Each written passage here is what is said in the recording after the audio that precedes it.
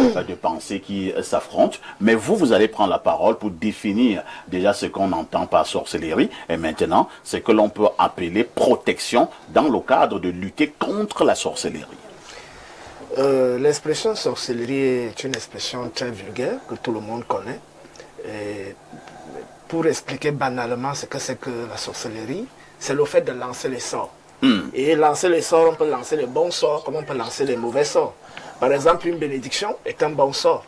Des bonnes intentions vis-à-vis de quelqu'un, c'est un bon sort. Mais il y en a aussi des mauvais qui peuvent partir des paroles, des mauvaises pensées qu'on émet contre quelqu'un, des mauvaises paroles qu'on adresse contre quelqu'un, ou alors des actes, des opérations d'ordre mystique, où on peut lancer maintenant des sorts à distance, comme par exemple les vers mystiques, ce qu'on appelle un son. Les missiles mystiques, bon, par exemple empoisonner à distance. On peut empoisonner à distance? Bien sûr, on peut empoisonner à distance et puis verser des choses au sol, afin que quand la personne vient traverser, les pieds commencent à gonfler. Voilà, il y a même des empoisonnements mystiques pendant dans les rêves. On peut venir te faire manger des choses, te faire boire des choses pendant le rêve et tout ça. Donc il y a tous ces aspects de la sorcellerie. Maintenant, il faut déjà savoir, parce que j'entends généralement de la bouche des religieux, que tous ceux qui pratiquent la spiritualité africaine, ce sont des sorciers. Bon, quand le religieux prétend dire délivrer quelqu'un au nom de Jésus, ce n'est pas la sorcellerie. Il appelle ça miracle, mais pour moi, c'est la sorcellerie, parce qu'il ne peut pas expliquer quel est le processus de réalisation de ce qu'il est en train de faire. Il a juste prodigué une parole sur la base de sa croyance et il estime que ça a un effet réel. Quand on entre dans la Bible, les gens qui marchent sur l'eau, qui multiplient le pain, qui font des choses, ce sont des sorciers. Vous voulez parler de Jésus? Voilà, bon, les histoires de la Bible là. Bon, il y a l'autre qui est sur la montagne, on vient le chercher, il lance le feu contre les gens. Élie, le prophète Élie. Et il y a d'autres... Vous n'avez pas de respect pour Jésus, hein? Bon, de toutes les façons... Vous êtes en train de blasphémer. Non, je ne blasphème pas, puisque je le dis depuis des années. Et les gens ont crié au nom de Jésus que je serais frappé. Ça fait près de 10 ans que je dis que ces histoires ne valaient rien. Et leur nom de Jésus n'a eu nul aucun... même des apôtres, ceux qui font des miracles dans les églises, ils ont prié avec tous leurs assemblées pour que... On te lance les sorts. Jusqu'aujourd'hui, je suis toujours là et je tiens le même discours. Donc, c'est pour montrer qu'il n'y a aucun pouvoir dans ces histoires.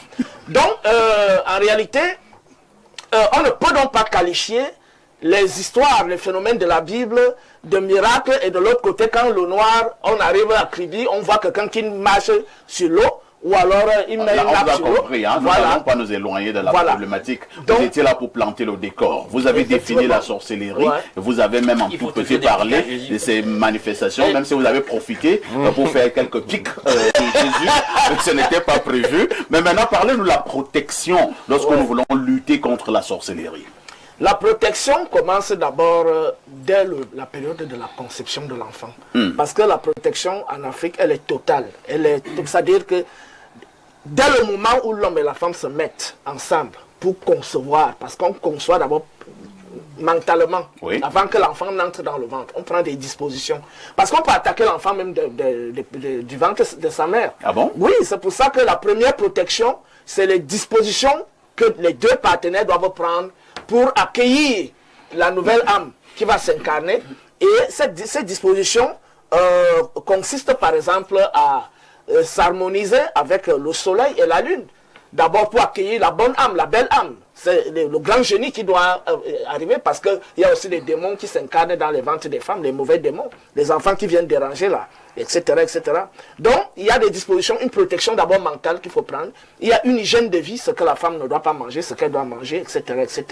Et puis maintenant, il y a des bains que la femme, les bains de purification, les bains de protection, pour que la femme protège l'enfant dans son sein. Il y a même des choses qu'elle va boire pour prévenir toute attaque d'ordre mystique, parce que généralement, quand les enfants évoluent au sein de leur mère, il y a ceux qui ont les yeux, qui voient que voilà un grand esprit, il a beaucoup d'étoiles qui est en train d'arriver. Alors, la femme peut commencer à recevoir des attaques, soit par des rêves, notamment on lui fait manger des choses bizarres. Donc, il faut déjà se prémunir face à ça. Et une fois l'enfant naît, il y a des dispositions qu'on prend aussi le jour de la naissance, parce qu'il y aura des gens qui vont venir visiter. Généralement, on jette, on jette souvent devant la porte là, pour que ceux qui traversent avec des mauvaises ondes ne puissent pas affecter l'enfant. Et par la suite, il y a des scarifications qu'on fait à l'enfant. Peut-être à partir de 7 mois, 1 an, on lui fait des scarifications sur certains points du corps. Et à partir de l'âge de 2 ans, il y a des purges que l'enfant subit et on commence aussi à lui donner des choses à boire. Donc, cette protection va crescendo, ça dit ça ne s'arrête pas, c'est toute une vie. Donc, l'Africain a toujours mené une vie rituelle. Merci, Tot.